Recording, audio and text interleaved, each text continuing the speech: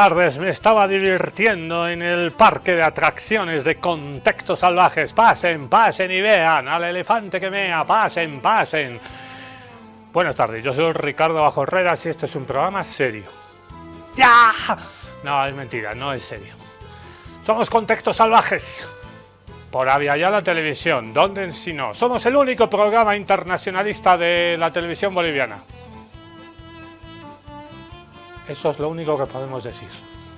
¡Arr! Rodilla en tierra, ¡arr! Como la época en Patria Nueva. Extraño la radio, viejo, extraño la radio. La televisión está todo bien, pero no hay nada como la radio. ¿Cuántas veces han sepultado la radio? La radio se va a morir. Cuando llegó, salud. La radio se va a morir cuando llegó la televisión. La radio se va a morir cuando llegó el internet.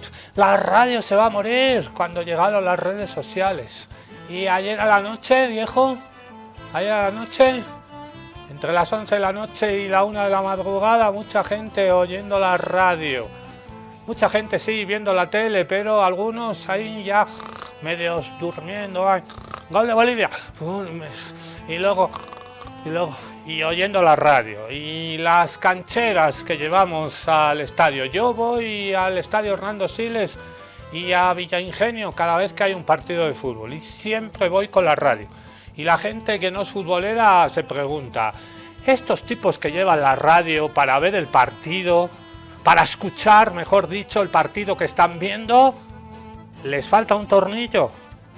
No, no nos falta un tornillo. Nos falta la ferretería entera, nos faltan 124.844 tornillos en la cabeza. Nos gusta escuchar la radio cuando estamos viendo el partido que está relatando la radio. Es una costumbre, cada vez quedamos menos, ¿eh? En Villa Ingenio veo mucha gente con cancheras y en el estadio Hernando Siles y cada vez menos. Claro que si te toca la parte arriba de la curva sur o de la bandeja norte, todavía peor, y estás ahí arriba, cerca del videomarcador, ya tenemos videomarcador. Ay, perdón, un cachito ahora está bueno.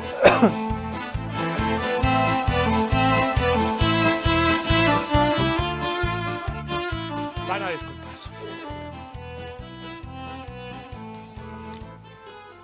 Ay. El agua salvaje y contestataria, su fórmula secreta de hoy es medio limoncito de Zapaqui. Qué ricos duraznos y singani tenemos en Zapaqui.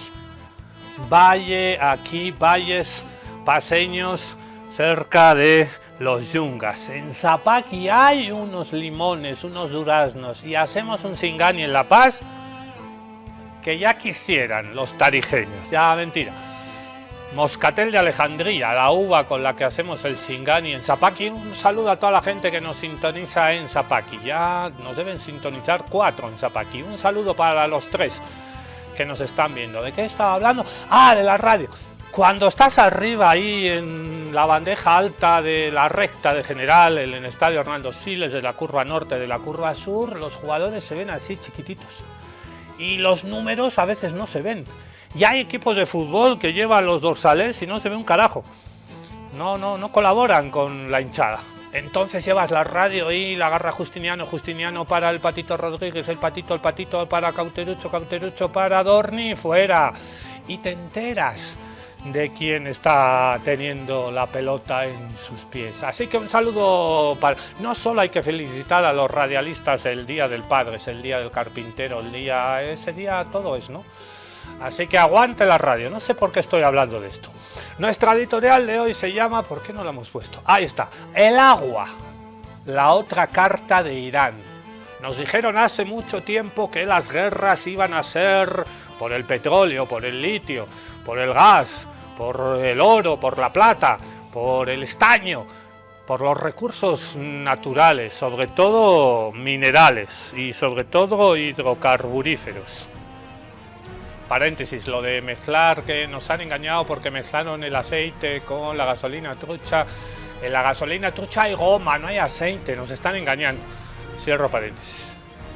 Pero las próximas guerras del futuro van a ser por el agua. ¿Qué del futuro? La guerra, entre comillas, contra la República Islámica de Irán, la agresión imperialista, mejor dicho, para hablar bien.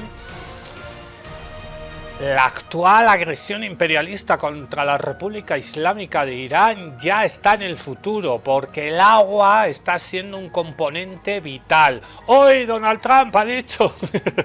Donald Trump ya parece un payaso de circo. Perdón, le mando un saludo a Algaro, mi cuate, y a todos los payasitos y payasas que nos escuchan. Retiro lo dicho, no tiene nada que ver este sinvergüenza, narcisista, psicópata, asesino, con ese noble oficio llamado payasos y payasas. Ser payaso es cosa seria.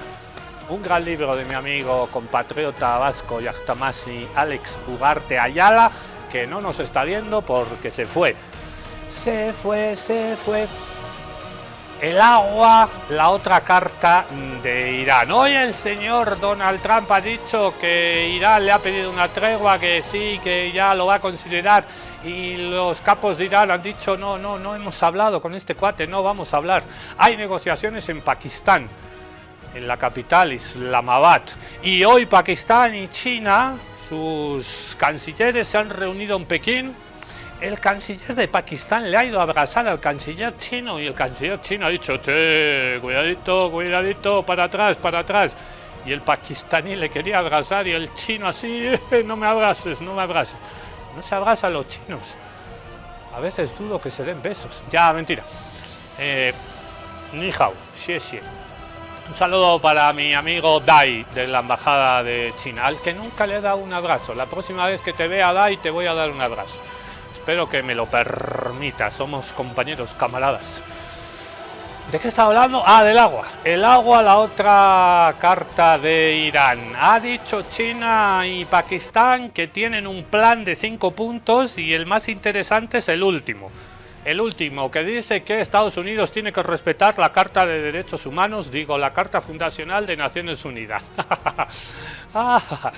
Pakistán es socio y aliado de Estados Unidos. A ver cómo le explican los pakistaníes a los gringos que respeten la Carta de Naciones Unidas. Si Estados Unidos e Israel respetaran la Carta de Naciones Unidas, no había más guerras. It's not going to happen. No va a pasar con estos señores, genocidas, psicópatas, asesinos que están en la Casa Blanca y en el gobierno, en el régimen de Tel Aviv. Hoy vamos a hablar del agua, la otra cara de Irán, y vamos a hablar de fútbol. Ayer nos fue mal. Nos falta un 9, viejo, no tenemos gol. Tenemos mucho la pelota, más de 16 córners, esquinas, saques de esquina, ellos solo uno. La tenemos, tenemos mucha gente en la mitad de la cancha, Robson, Villamil, gente muy talentosa, Elviru, Ramiro Vaca, Fernando Nava, todo bien, pero nos falta un 9. Miguelito es un crack. Miguelito muchas veces, Miguelito Terceros me recuerda, tiene muchas cosas a Lamine Yamal. Si Miguelito Terceros fuera argentino, brasilero, colombiano, muchas veces dice esto mi querido amigo Gringo González, el Gringo va a estrenar, lo puedo decir, el Gringo va a estrenar programa la próxima semana nocturno, aunque el Gringo hace el programa La Guarida, hace el sector de fútbol de La Guarida, ahora va a tener un programa por la noche, espero que no te rajes, Gringo, cuidadito te rajes, Gringo González. Es muy dado a rajarse, es hincha de Always Ready, el Gringo González, hincha de verdad de Always Ready, de los que iban antes a ver al Always Ready cuando era equipo miraflorino, se enamoró del Always Ready en la linda época del Always Ready, allá por los años 50, cuando el Gringo ya tenía 20, 30 años, cuando consiguieron 2 estrellas, de las 4 estrellas que tiene Always Ready aquí en el escudo, 2 son de los años 50, 1951 y 1957. Tenían un goleador, el Tano Di Meglio, Mario el Tano Di Meglio, uno de los mejores jugadores que ha llegado a la Argentina con diferencia a lo largo de toda la historia del fútbol. Los más viejos del lugar que me ven se acordarán del Tano. no del Tano Fontana, no, del Tano Di Meglio, Don Mario, jugadoras. Ricardo Murcio también estaba en la defensa del CAR por aquella época. ¿Por qué estoy hablando de Orwell Ready de los 50? No lo sé, arrancaremos de una vez. El agua, la otra carta de Irán. Dice este cuate que la guerra va a durar 2-3 semanas más. Se va a ir el petróleo. Va a costar un huevo la gasolina. Todavía no nos ha llegado, pero va a llegar. Nos va a llegar con goma, sin goma, la gasolina por las nubes se va a poner. El agua, la otra carta de Irán. Miguelito Terceros me recuerda a Lamine Yamal. Y Lamine Yamal anoche, en el partido amistoso España versus Egipto, en la cancha del Español de Barcelona, en la cancha de Cornellá, sufrió un episodio de racismo. ¿Qué les pasa a los españoles que andan protagonizando episodios de racismo en contra, indirectamente, hoy lo vamos a ver, en contra de su mejor jugador? Viejo, así quieren ganar el Mundial. Aguante Lamine Yamal, aguante Miguelito Terceros, el Lamine Yamal boliviano. Si fuera argentino, brasileño, colombiano, ya estaba en el Manchester United, pero de momento está en el Santos. Pero tiene muchas cosas de Lamine Yamal. Cerramos la caótica, desordenada como yo y despelotada editorial de Contextos Salvajes.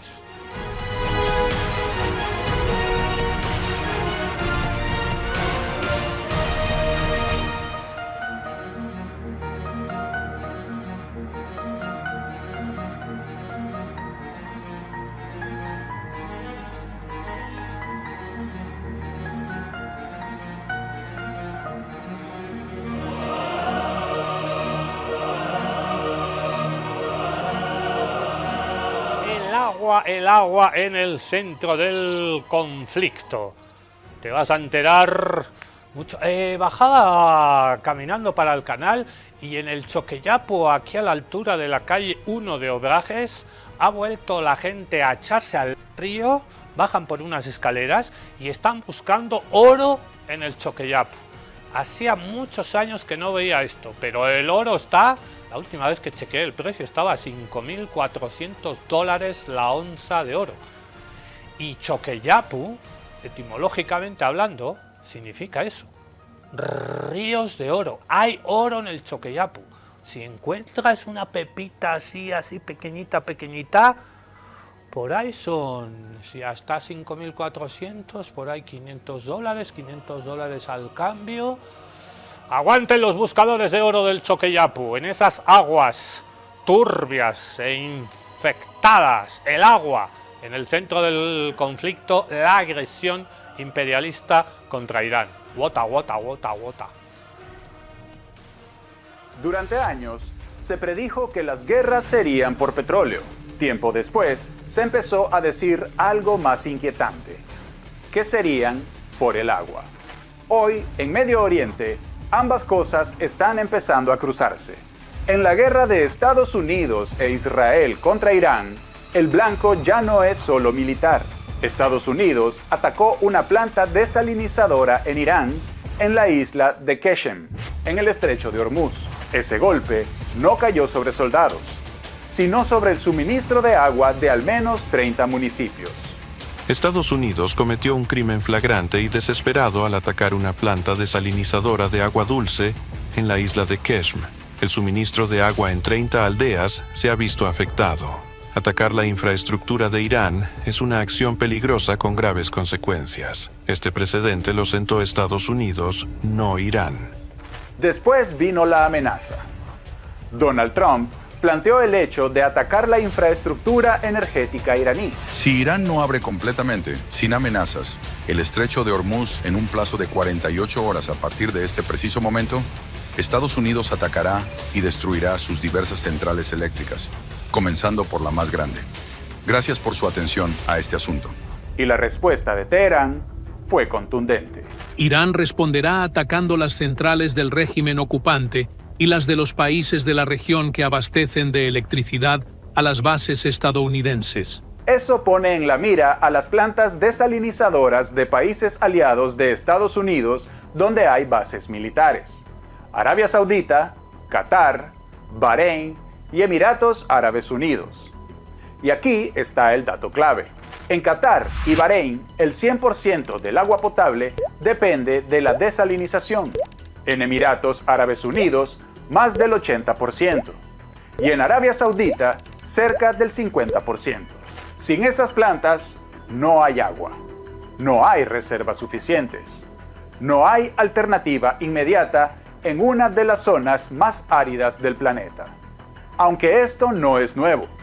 En 2025, Israel destruyó una planta desalinizadora en la Franja de Gaza y ahora es utilizada como una instalación militar. Otras quedaron fuera de servicio al cortarles la electricidad.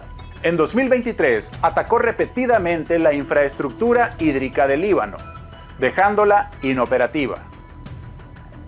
Para quienes han sufrido bombardeos incesantes, el sufrimiento se ve agravado por la crisis del agua. Muchos se ven obligados a beber agua no potable. Durante décadas se pensó que el petróleo sería el principal objetivo de las guerras. Hoy el agua emerge como un recurso estratégico altamente vulnerable, capaz de redefinir los próximos conflictos en una región que apenas concentra el 2% de las reservas mundiales de agua dulce.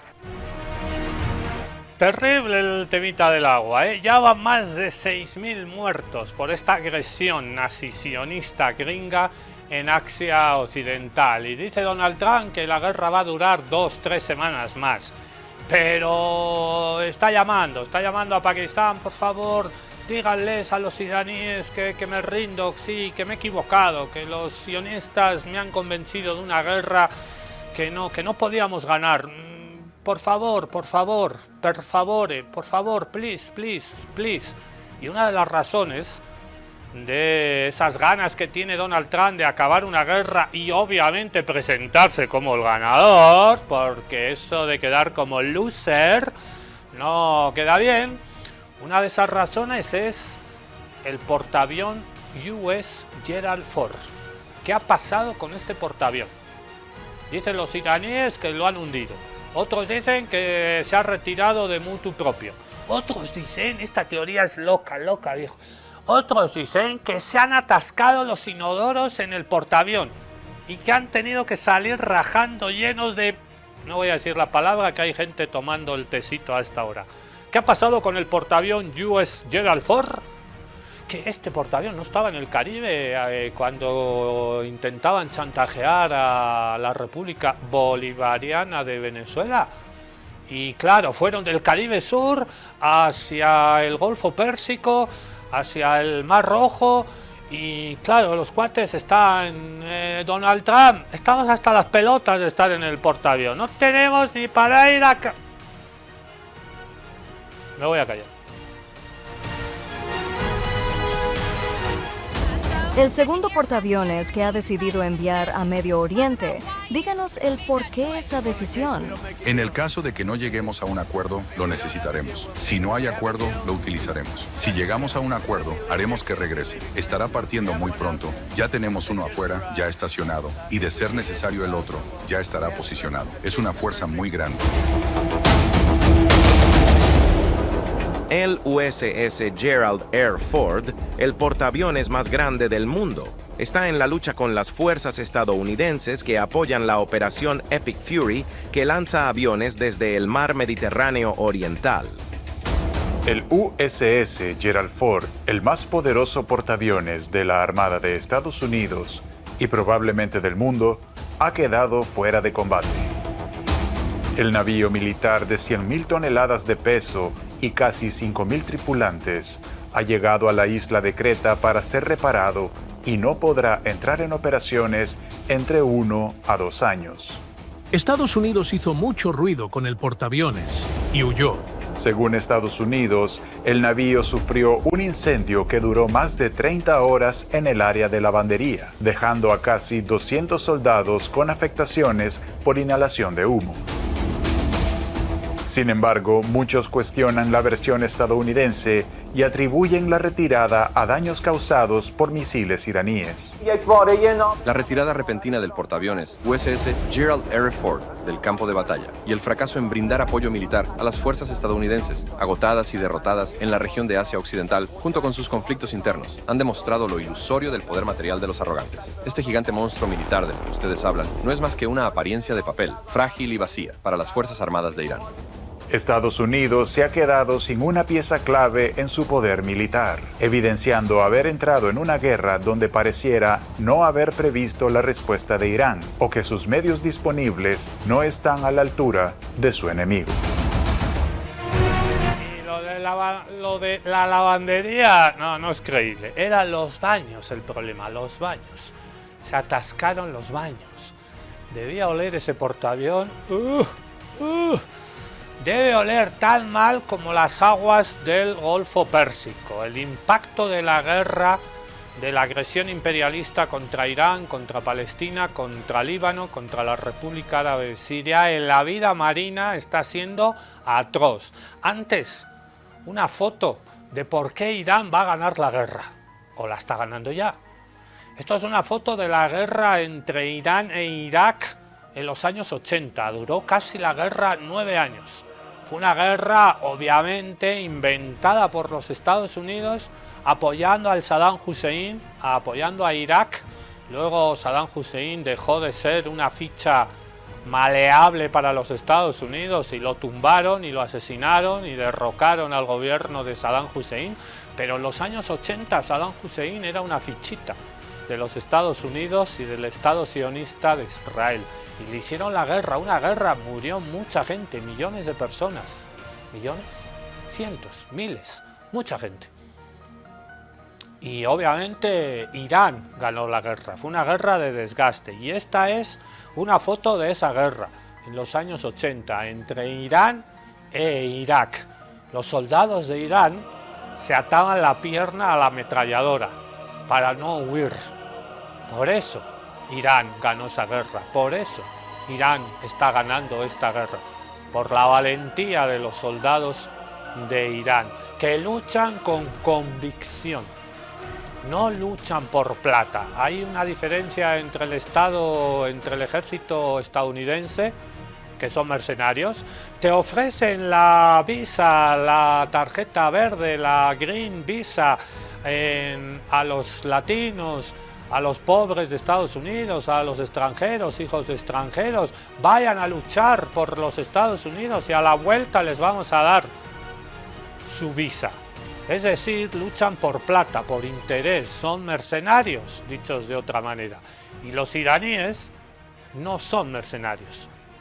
Y por eso están ganando la guerra, con convicción, con fe, con creencia, luchan por algo, luchan por alguien luchan, por sus familias, por los gobernantes, por sus seres queridos, por sus nietos que vendrán, luchan por algo y luchan por alguien, no son mercenarios. Y esta foto es un símbolo de esa fe de los mujahidines, de los guerreros de la República Islámica de Irán. Volvemos al tema de la contaminación, el impacto de la guerra en el Golfo Pérsico, en la vida marina del Golfo Pérsico. También eso están destruyendo. La guerra sigue en la superficie. Bajo las aguas del Golfo Pérsico hay animales que no pueden huir. Desde que empezó el conflicto se han registrado más de 300 incidentes ambientales, según observatorios especializados. Ataques a petroleros, vertidos de crudo y daños a infraestructuras energéticas que han generado fugas y contaminación química. Cuando el petróleo entra en el mar, no solo contamina, asfixia, cubre las branquias de los peces, impide el desarrollo de huevos y larvas y destruye las zonas de cría. También bloquea la luz, dañando corales y praderas marinas de las que dependen muchas especies. Y es que el Golfo Pérsico no es un océano abierto, es un mar poco profundo, casi cerrado, en el que viven más de 2000 especies. Tortugas marinas, tiburones ballena, dugongos, corales y todo tipo de aves marinas. Un ecosistema complejo sometido ya de por sí a un tráfico intenso y a temperaturas cada vez más altas que ahora se ve amenazado de nuevo por la guerra. Además de los incidentes ya registrados, Greenpeace está monitoreando decenas de petroleros atrapados en la zona con más de 21.000 millones de litros de crudo que pueden sufrir ataques, colisiones u oxidarse en cualquier momento. una bomba de relojería. Sus motores encendidos emiten sonidos que, junto con las detonaciones constantes en la zona, interfieren con los sistemas de comunicación acústica que utilizan muchas especies para orientarse y alimentarse. En 1991, durante la Guerra del Golfo, se produjo uno de los mayores derrames de petróleo de la historia. Miles de millones de litros contaminaron aguas, manglares y praderas marinas. Se estima que causó la muerte de 30.000 aves marinas y el ecosistema tardó décadas en recuperarse. La guerra podrá terminar en la superficie, pero bajo el agua sus consecuencias se prolongarán durante generaciones. Durante generaciones. Ya hemos hablado de la misa de Domingo de Ramos, la no misa católica del Domingo de Ramos en la Basílica del Santo Sepulcro en Jerusalén el pasado domingo. Pero ahorita vamos a escuchar un enfoque novedoso. La Unión Europea, países católicos o de tradición católica, como España, Francia, Italia, han puesto las manos en la cabeza. ¿Cómo van a no permitir? ¿Cómo van a sabotear estos señores de Israel la misa de Domingo de Ramos, tan importante, el principio de la Semana Santa? ¿Cómo?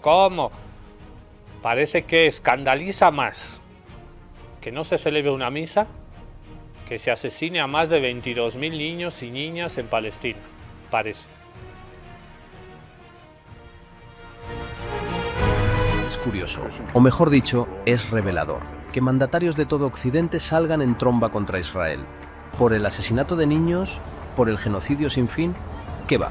Por algo más importante para ellos, por impedir una misa de Domingo de Ramos. Porque impedir una misa es intolerable, pero matar civiles es negociable. Cerrar una iglesia genera titulares, y no pocos. Italia, Francia, Polonia, Portugal, Madrid. Aquí se mojaron todos. No importó el poder de Israel. Esto no va de religión, va de prioridades. Va de lo que incomoda a los gobiernos y de lo que están dispuestos a tolerar. Porque cuando una misa pesa más que miles de vidas, lo que está roto no es la política exterior, es la moral. Y sí, también la cristiana. Y hablando de Palestina, de la Tierra Santa, solo el arte nos salvará. A la larga, solo el arte nos salvará, las culturas, porque es lo más sagrado y ancestral que tenemos. Los pueblos sobreviven gracias a sus artes, a sus culturas, a sus hombres y mujeres. Y fíjense qué telar más hermoso. Palestina por primera vez es invitada de honor en el Festival de Arte Contemporáneo de Santiago de Chile, uno de los festivales de arte contemporáneos más importantes de toda América Latina. Nos vamos a Santiago de Chichichi, lelele, viva Palestina libre. Por primera vez, Palestina llega a Chaco, la feria de arte contemporáneo más importante en Chile. Lo hace a través de Espacio Lengual, un centro cultural impulsado desde la diáspora palestina que reúne artistas que trabajan la memoria, la resistencia y el arte como forma de denuncia. Un espacio dedicado justamente a la reflexión, el pensamiento crítico y el posicionamiento de la defensa de la causa palestina en un espacio no convencional, en el sentido que estamos en un ámbito comercial del arte contemporáneo, con obras diversas de artistas muy consagrados como Jorge Tacla o Janet Toro, y artistas contemporáneos. En un espacio de 25 metros cuadrados, la muestra cruza distintos lenguajes, pintura, textil, fotografía y performance, para reflexionar sobre Palestina y otras realidades marcadas por la violencia y crímenes de guerra. La mayoría de los artistas que participan en este stand forman parte de la diáspora palestina en Chile. Nosotros somos la comunidad más grande fuera del mundo árabe. Creo que era muy necesario y muy urgente tener un espacio que le diera voz a los artistas que somos de origen palestino. Creo que también habla como de resistencia, de ser semilla, de estar acá, de decir existimos y estamos. Seguimos aquí, seguimos acá. Es lo que dice el pueblo palestino en Tierra Santa, en la Franja de Gaza, en Jerusalén al-Quds, en la Cisjordania ocupada. Seguimos acá. Y esa resistencia y ese enraizarse con el territorio, con la tierra, es la mejor victoria. Y el arte así lo refleja. La memoria ancestral vive en el arte. Ahorita vamos a hablar de antirracismo. El antirracismo no es una opción. El antirracismo no es ni de izquierdas ni de derechas. El antirracismo es un deber moral. Si no crees en la moral, es un deber ético. Y todos somos negros. Todos somos negras. Todos venimos de África. Nos lo explica esta conocida activista inglesa Jane Elliot. Solo hay una raza. Dejemos de comprar el discurso, la narrativa, el relato racista, que la raza blanca, que los blancos, que los indios, que los amarillos, que los azules. No hay razas. Biológicamente hablando, no hay razas. Todos somos absolutamente iguales, biológicamente hablando. Unos más tostaditos, otros menos. Todos somos negros decoloridos. Nos lo explica Jane Elliot. En inglés, acércate que está muy bueno el discurso. Dura un minutito. Mensajes antirracistas en contextos salvajes. Porque el antirracismo no es una opción. El antirracismo es un deber. All members of the same race, the human race, which started with black women between 300,000. White folks, you don't like it, but all you are is faded blacks. Every one of you, if you trace your DNA back far enough, you're going to find that some of your DNA came from Africa, because we all have the same ancestor back there, every single one of us. And those of you who think you don't have are obviously from outer space. That means that every one of us is a 30th to 50th cousin to every other person in this room. So I want you to turn to the person on your left or your right or behind or in front of you, stick out your hand and say, "Hi, cousin." Well, every person in this room who considers himself or herself a biracial person, stand. Don't you stand. Don't you stand. People, we have to get rid of the language of racism.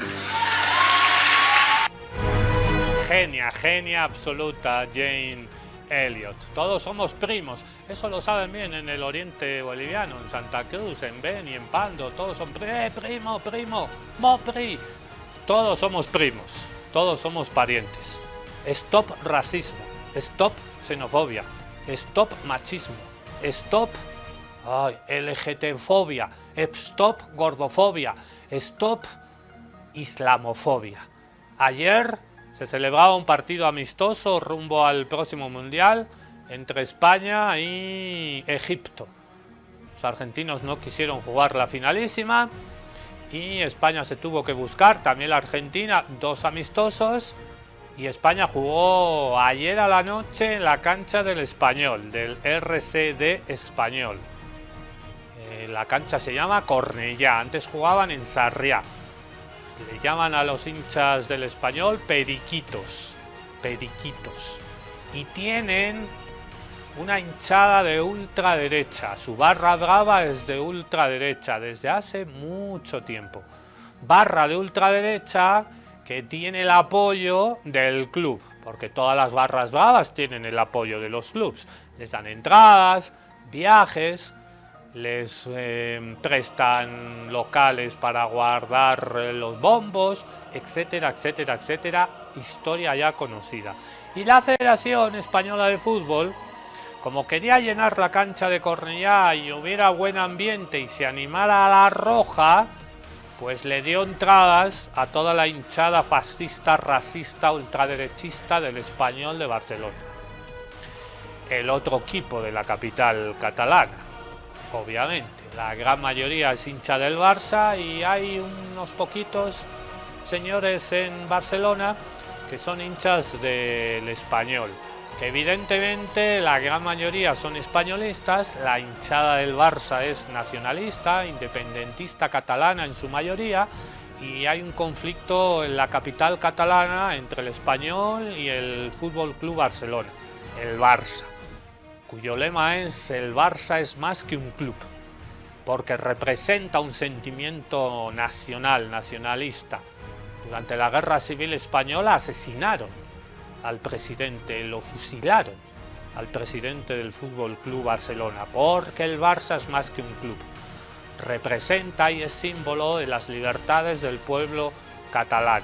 Entonces estaba jugando España silbaron el himno de Egipto para empezar y en un momento dado del partido empezaron a gritar estos señores racistas que componen el grueso, el núcleo de esta barra brava del Español, ultraderechistas conocidos todos, que obtuvieron entradas gratis a cambio de alentar y protagonizaron una vergüenza mundial, porque empezaron a gritar anoche: musulmán el que no vote, musulmán el que no vote eso empezaron, y no fueron 10, y no fueron 20, y no fueron 50, fueron centenares de personas, centenares, y no es un hecho aislado, esto es racismo estructural, esto es racismo institucionalizado, esto es islamofobia estructural, hay un odio al musulmán, pero da la casualidad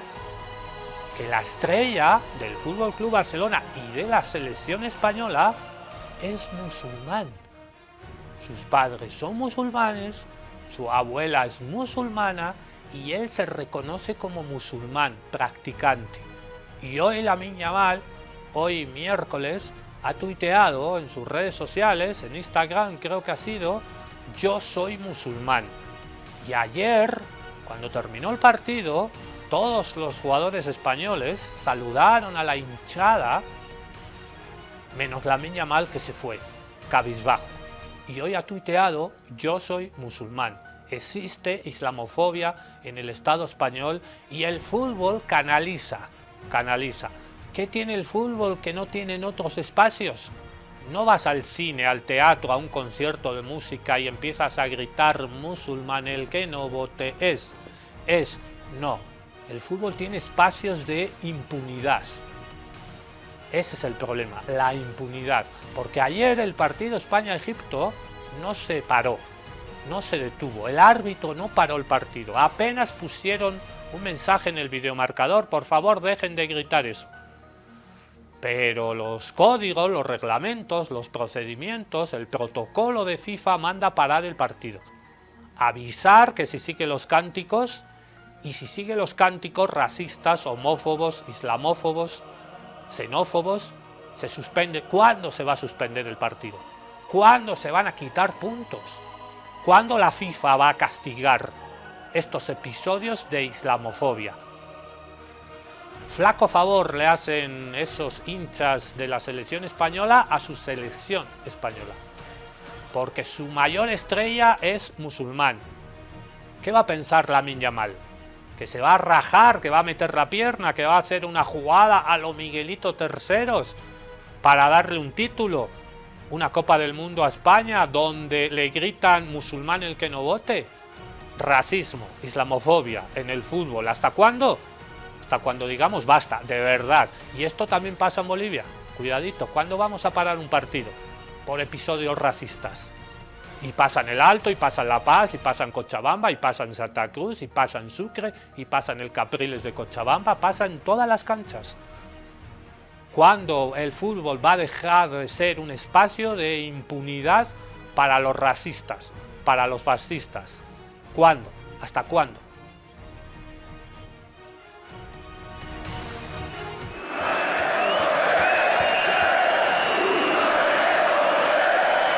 En un estadio lleno, en un partido internacional, en 2026.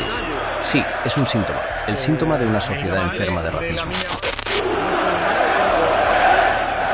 Porque no fueron 4, fue una parte importante del estadio. Y el problema no es solo el cántico, el problema es que miles de personas se sientan cómodas gritando odio en público, que el racismo se disfrace de ambiente, de tradición, de cosas del fútbol. Curioso cuando menos, porque el mejor jugador de la selección española es musulmán, pero no les importa. Que se vea en todo el mundo. ¿Por qué no? Que no quede sombra de duda del racismo de la España profunda, la España oscura que algunos quieren traer de vuelta. Porque sí, esto también es marca España. Y quizás lo más grave es que si hubieran gritado a favor de Palestina o contra Israel o Estados Unidos, los habrían sacado a porrazos. Pero aquí no. En el fútbol, los ultraderechistas tienen vía libre, saben que el racismo y el odio está permitido. Por eso gritan tranquilos, sin miedo, sin consecuencias, con impunidad. Y ese es el verdadero problema. No es solo que ocurra, es que se permite. Se permite, lamentablemente. ¿Y quiénes lo permiten? Los señores de la FIFA lo permiten. Y los señores de la FIFA están comandados por un señor Infantino que es amigo, íntimo y socio de este señor.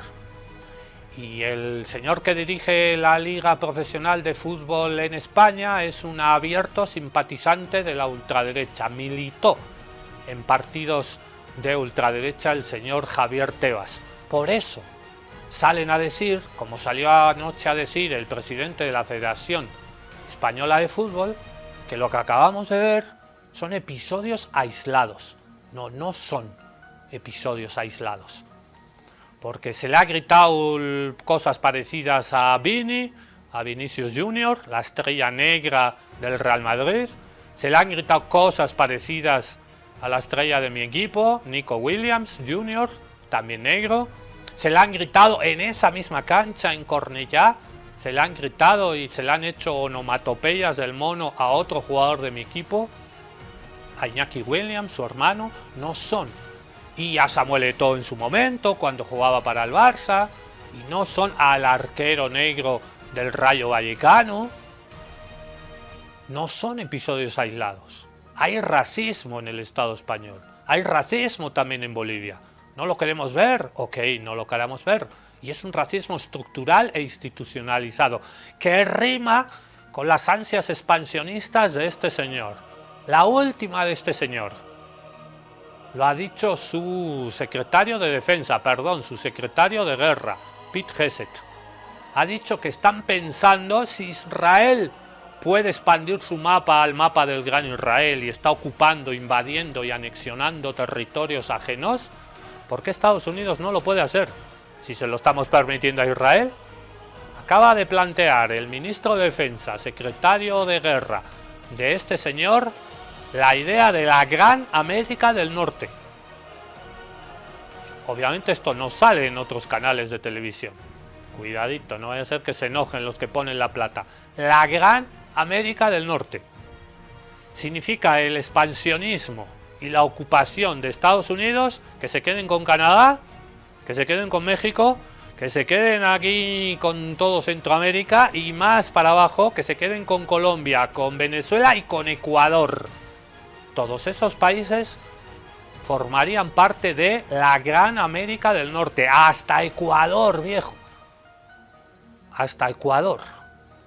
La Gran América del Norte. Esto parece una broma. Y esto parece una fantasía, una locura de este psicópata. Pero cuidadito que así empezó la cosa, la vaina del mapa del Gran Israel. Y hoy Israel se está anexionando el sur del Líbano. Cuidadito.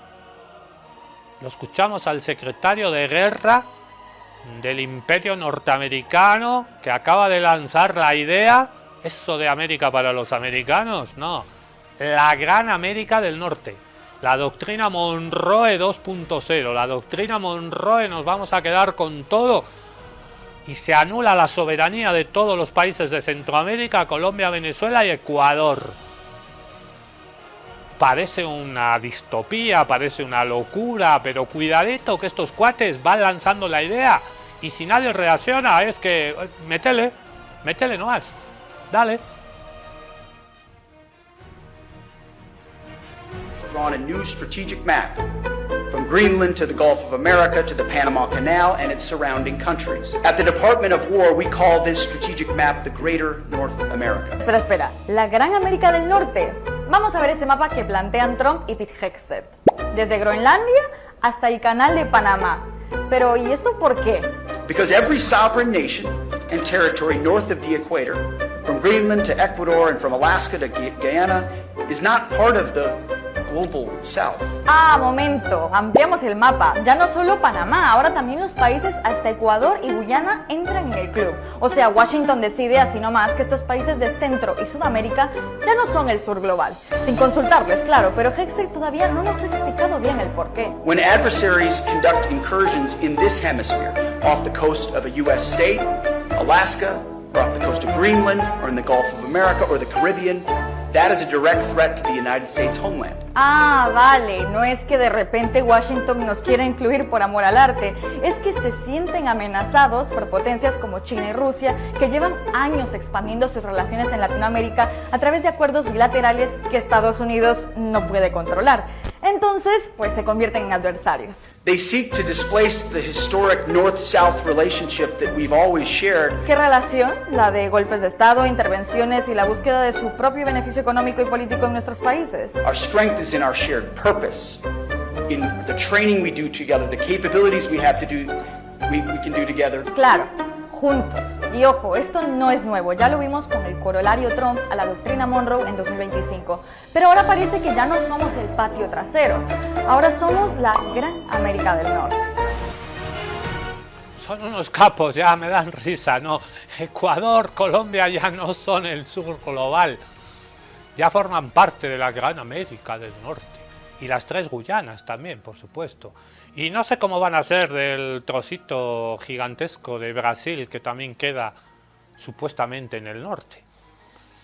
Los gringos, alguien dijo una vez que Dios había inventado las guerras para que los gringos aprendan de geografía. Y muchos no están aprendiendo. ¿Cuántas veces los gringos nos han equivocado a nosotros los bolivianos con Bolivia? Where do you come from? Where do you come from? Te preguntan. ¿Y usted de dónde viene? Y tú, I am from Bolivia. Bolivia, Libia. Ah, in the north of Africa. ¿Cuántos gringos confunden a Bolivia con Libia? ¿Y cuántos gringos piensan que estamos en el norte de África? Ni inventando guerras aprenden de geografía y ahora piensan que Colombia, Ecuador, Brasil, la Guyana, Surinam pertenecen al norte. En fin. Para ser sinceros, lo que prefiero es quedarme con el petróleo de Irán. Donald Trump puede ser bruto, psicópata, asesino, narcisista, genocida, mentiroso, compulsivo, contradictorio, enfermo, pero a veces le dan unos arrebatos de sinceridad brutal, honestidad brutal, que diría el impresentable de Andrés Calamaro, que a veces le salen estas frases y dices, debería haberse callado. ¿Por qué? Dice lo que pensamos todos y lo que realmente piensa. ¿Quiere el petróleo de Irán? Punto. Ni derechos humanos, ni cambio de régimen en Irán, ni le voy a hacer un favor a Israel. No, quiero el petróleo de Irán. Listo. El petróleo de Irán para Donald Trump y el petróleo ruso para los cubanos. Por fin, una buena noticia. Hemos dudado de los rusos un par de veces acá. Les pedimos disculpas. Le mando un abrazo al embajador de la Federación Rusa. Hemos dudado de ustedes por un momentito, pero en los últimos días, ayer martes, llegó un superpetrolero ruso a la refinería de Matanzas y ya está rumbo a La Habana. Ya hay petróleo para un mes. Cuba no es que no tenga petróleo. Cuba produce, porque hay petróleo, un petróleo muy pesado, difícil de refinar, hay que modernizar la industria petrolera cubana. Pero Cuba sí tiene petróleo. Por cierto, hay alrededor de Matanzas. Pero solo produce el 40% del petróleo que necesita. El otro lo tiene que traer de afuera. Y los mexicanos se asustaron, y los venezolanos ni te cuento, y 2 petroleros rusos también se asustaron en las últimas semanas y dieron la vuelta. Uno se fue para Trinidad y Tobago, para Puerto España, otro acabó en Puerto Cabello, en Venezuela. Pero esta vez, ¡zas!, un petrolero ruso ha dicho, ¿qué me importa? Y Donald Trump ha dicho, ya, ok, voy a dejar de entrar a un hito solo, ¿qué me importa? Un hito solo. Veremos si entran más. De momento aplaudimos a los rusos. Es pasiva, Tovarich, es pasiva. Gracias, compañeros. Petróleo ruso llega a Cuba. El petrolero ruso Anatoly Kolotkin llegó a Cuba con unas 100.000 toneladas de crudo destinadas a ayuda humanitaria. El envío marca el primero en 3 meses, en medio de la crisis energética generada por el endurecimiento del bloqueo impuesto por Estados Unidos. En condiciones de un bloqueo severísimo, nuestros amigos cubanos necesitan productos derivados del petróleo y petróleo crudo. Esto es necesario para el funcionamiento de los sistemas de soporte vital en el país. Desde Moscú, el portavoz, Dmitry Peskov, destacó que Rusia considera un deber apoyar a la isla, subrayando la necesidad urgente de combustible para garantizar servicios básicos como la electricidad y la atención médica. Trump admite querer robar petróleo iraní. El presidente de Estados Unidos, Donald Trump, afirmó que le gustaría quedarse con el petróleo de Irán y amenazó con apoderarse de la isla de Yar, enclave estratégico desde donde se gestiona el 90% de las exportaciones de crudo iraní. Para ser sincero, lo que prefiero es quedarme con el petróleo de Irán. Pero algunos tontos en Estados Unidos me preguntan, ¿por qué lo están haciendo? Pero son estúpidos. En respuesta, el primer vicepresidente iraní, Mohammad Reza Aref, advirtió que cualquier intento de ocupación militar será enfrentado por las Fuerzas Armadas iraníes, con una respuesta decisiva e irreversible, enfatizando que el infierno es el único destino final para los invasores. España bloquea espacio aéreo a Estados Unidos. El gobierno de España cerró el espacio aéreo y denegó el uso de bases militares a aeronaves de Estados Unidos vinculadas a operaciones contra Irán, en una medida que introduce un freno a la escalada militar en la región. España ha vetado no solo el uso de las bases de Rota y Morón de la frontera por parte de bombarderos y aviones de reabastecimiento estadounidenses, sino que también ha cerrado su espacio aéreo en la península ibérica para estas aeronaves implicadas en operaciones contra Irán. La restricción afecta a bombarderos y aviones de reabastecimiento, limitando el margen operativo de una campaña que ha generado rechazo por su impacto en la estabilidad global. Nosotros nos vamos, le dejamos con otra lección magistral del profe Monedero, que esta vez nos va a hablar de la desinformación como arma de guerra, de las confusiones que tenemos entre realidad, ficción, redes sociales y de cómo las redes sociales monetizan el engaño. Nosotros volvemos mañana en otro capítulo de Contextos Salvajes. Tinkunakamacachun. Juan Carlos Monedero para Telsur. Que pienses deseando es el sueño de los depredadores. Las urgencias económicas en los medios de comunicación contribuyen a la muerte del periodismo. Los likes están por encima de la verdad. La intoxicación informativa siempre ha sido una herramienta del poder, no nos engañemos. Y eso vale para demonizar a alguien y también para ensalzarlo. Veamos, por ejemplo, qué ha pasado con Trump. El presidente estadounidense improvisa, lo que no quiere decir que no sepa lo que quiere. Quiere lo mismo que todos los presidentes de los Estados Unidos desde el primero, pero lo quiere en un momento más complicado para ellos y lo quiere sin la diplomacia política y el llamado poder blando con el que Estados Unidos mandaba, pero parecía menos que mandaba durante el siglo XX. Como es impulsivo, que es algo que se ve en sus comparecencias en directo, mete a menudo la pata y con creciente frecuencia hace cosas que luego tiene que deshacer. Trump no es un estadista, ni juega al ajedrez, juega al parchís. Y si le salen mal los dados, pues patea el tablero de manera que María Corina Machado le servía para atacar al gobierno de Maduro, pero no le sirve para robarse el petróleo, precisamente porque la construyeron como alguien que iba a tomar decisiones. Hasta le dieron el Premio Nobel de la Paz para hacerla así más presidenciable, pero no le garantiza nada. En el otro extremo están los que han hecho de la isla de Epstein y otros millonarios de la economía financiera en esa infausta isla pues un elemento de ocultamiento de las tropelías, donde eran los medios quienes les descubrían las fechorías. Nadie es neutral, pero tenemos la obligación, insisto, de ser objetivos. La verdad en las redes se va complicando por minutos. Si ya era complicado diferenciar la verdad de la mentira con la multiplicación de los bulos, eso que ahora se llama fake news, pero que son las mentiras interesadas de toda la vida. Pues ahora con la inteligencia artificial el engaño crece al infinito. La gente que no quiera ser carne de cañón y quedar como idiotas reproduciendo mentiras va a tener que refugiarse en lugares seguros, en medios seguros y fiables.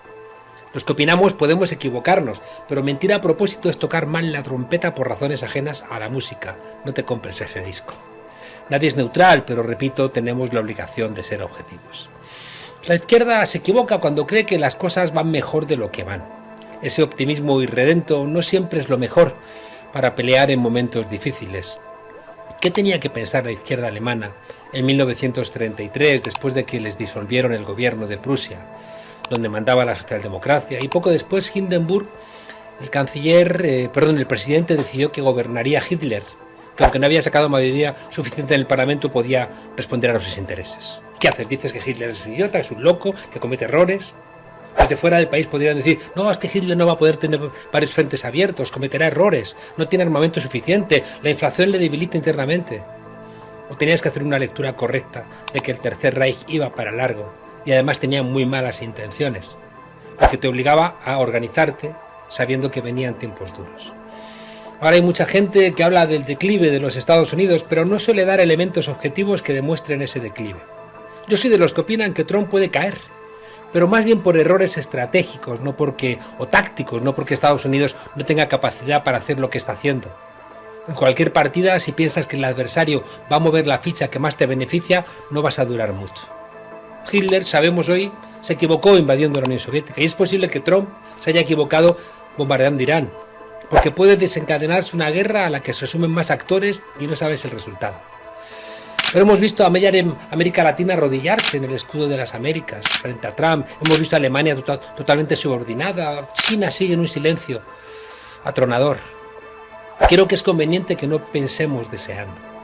Por ejemplo, propagando que Netanyahu había muerto. ¿Para qué? Entonces, queríamos demostrar que con eso Irán estaba aguantando frente al monstruo norteamericano y el genocida israelí. Claro que Netanyahu lleva mucho tiempo muerto. Solo así se explica tanta maldad. Solo alguien que habita ya en el infierno puede ser el causante de tanto desastre. Pero esa muerte no es física. Por mucho que la muerte de ese señor se hubiera ocurrido hace tiempo, significaría que hoy miles de niños y niñas estarían agarrando la mochila para ir a la escuela, junto con sus hermanos y amigos, pero no lo harán, porque esos niños y niñas sí, de verdad, esos sí están muertos. Se hizo viral en todo el mundo la supuesta muerte del primer ministro israelí. Incluso gente seria comentó que los videos que se veían de él estaban hechos con inteligencia artificial, que si tenía 6 dedos, que si faltaba un anillo, que si el borde de las manos no se correspondía con la realidad, que si la cafetería era un montaje, que si faltaba una bandera, que si no se entendía una ausencia de alguien que se aseguraba tenía que estar ahí. Ante tanta evidencia de su muerte, pues Netanyahu apareció en público, con periodistas de la Fox, de la CNN, de ABC, pero ni siquiera eso ya bastaba. Todos los que monetizan mintiendo y colaboran así a que el público sea más idiota y tenga menos herramientas para defenderse en el mundo, identificaban, también hay nuevas razones. Esa gente hoy lo hacía con Netanyahu, contando también con gente de buena fe que desea que algún buen Dios se lleve al primer ministro al infierno al que pertenece. Pero esos que monetizan les da igual sobre qué mienten o exageran. Su meta es monetizar, y la mentira da más likes que la verdad. Son gente que miente porque hay, como dijeron los académicos Szczesny y Citron, un dividendo del mentiroso.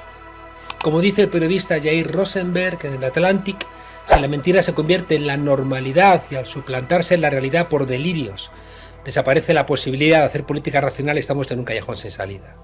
La práctica totalidad de los que discuten de templarios, de ovnis, de pirámides místicas, de sociedades secretas, suelen ser gente de extrema derecha porque no hay nada más malvado que matar a otros para quedarte con sus bienes. ¿Y quién hace eso? Pues lo hace el sistema capitalista. Pero esos que hablan de templarios, nunca vais a escucharles hablar del capitalismo. Con ese malvado no se meten. No te olvides de que los que quieren entretenerte y que no diferencies la realidad de la mentira siempre quieren tu dinero. Son tiempos de hacer buenos análisis y de compartirlos, que la izquierda deje de inventar. Tenemos que sentar las bases para sociedades más democráticas, es decir, con más ciudadanía comprometida con las cosas comunes. Es momento de apostar por soluciones compartidas, por partidos movimiento, que se reinventen la política, de volver a ser reformistas, revolucionarios y rebeldes. Tenemos que militar en el relato y descreer de quienes vengan a arreglarnos nuestros problemas mientras se llenan los bolsillos. No leímos bien lo que venía y los Trump, Milei, Bolsonaro, Katz, Machado, Abascal, Ayuso, Bukele o Noboa nos han caído como antesala de las bombas. En tiempos de mudanza hay que volver a entender que las ideas sin organización no vuelan y las ideas no pueden estar contaminadas con ese pensar deseando que es tan ajeno a lo que nos enseñaron los revolucionarios de análisis concretos en situaciones concretas, sin inventar compañeras y compañeros.